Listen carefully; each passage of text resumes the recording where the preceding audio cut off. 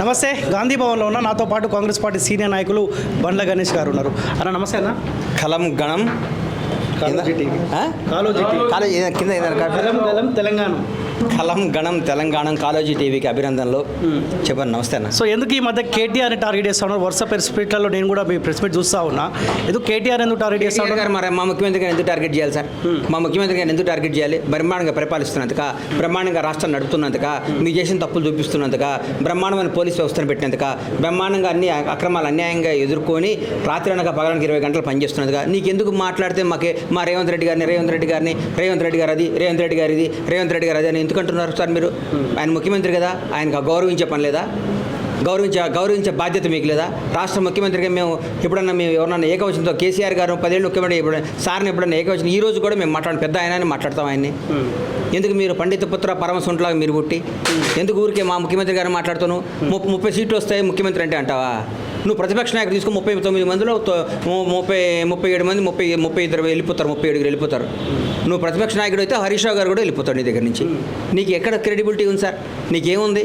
నీకు 10 మంది మనుషులు ఉన్నారా? నీకు నాన్నగారు పెద్ద ఆయన పేరు చెప్పుకొని మీరు ఊరికి అమ్ముకోవటమే. కానీ రేపొద్దున కేసీఆర్ గారు నీ జీవితం 30 ఏళ్ళు 40 ఏళ్ళు నడవాలంటే ఎట్లా మార్గం పెట్టుకోండి.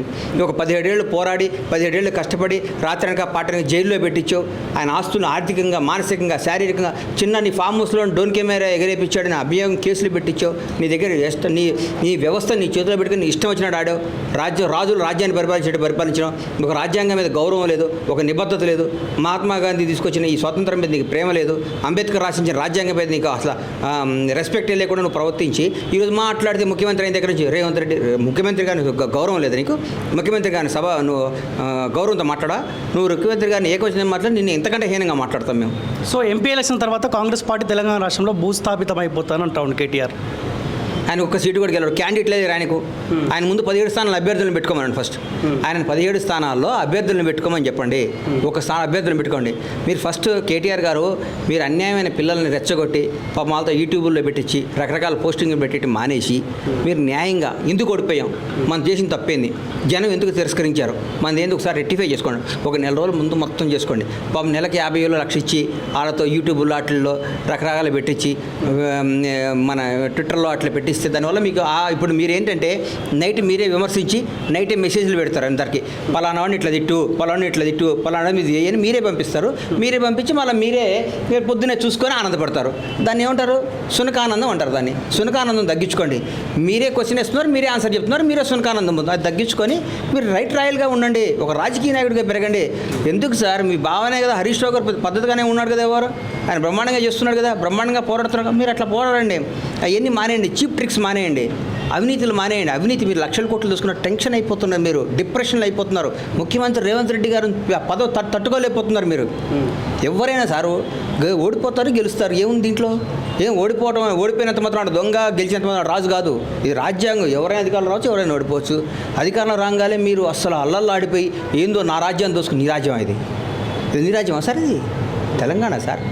ఎవరు మీద భారతదేశంలో రాజ్యాంగం లేదా? ఎలక్షన్ జరగవా? 2 సార్లు 10 ఏళ్ళు ఉన్నప్పుడు మేమంత అల్లకొలం ఏమా? కామ్గున్నాం. మీరు పెట్టిన బాధలన్నీ భరించాం, మీరు పెట్టిన టార్చర్లన్నీ భరించాం, అన్యాయం గిరికిచ్చారు. కన్న ఏకైక కూతురు పెళ్ళప్పుడు కూడా ఆయన మానసికంగా టార్చర్ పెట్టి పెళ్లి చేసే విధంగా భగవంతుడైన వాడు ఒకటి గొప్పడు ఉన్నాడు కదా సార్.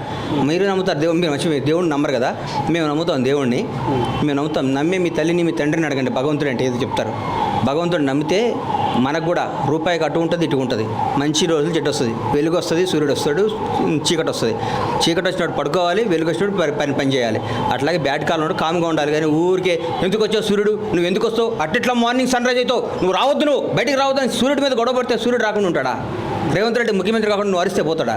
10 ఏళ్ళు ఉంటాడు. నువ్వు భరించాలంటే భరించు, పోరాడితే పోరాడు, లేకుంటే అమెరికా వెళ్ళిపోయి సెటిల్గా. సార్ ఈ మధ్య బీఆర్ఎస్ పార్టీ వాళ్ళు మొత్తం కాంగ్రెస్ పార్టీలో జాయిన్ అవుతా ఉన్నారు, మీరు స్వాగతిస్తూ ఉన్నారా? ఎందుకు స్వాగతించం సార్?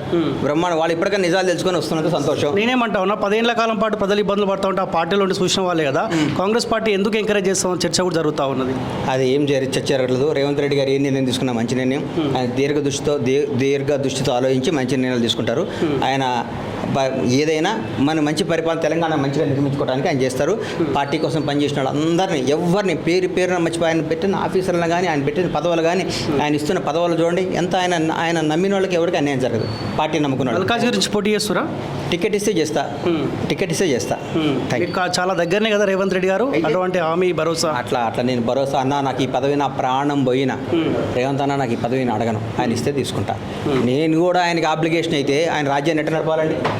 నేను ఎందుకు ఆబ్లిగేషన్ కావాలి? రేవంత్ అన్న ముఖ్యమంత్రి, అదే మాకు పెద్ద పదవి మాకు. Okay, thank you so much.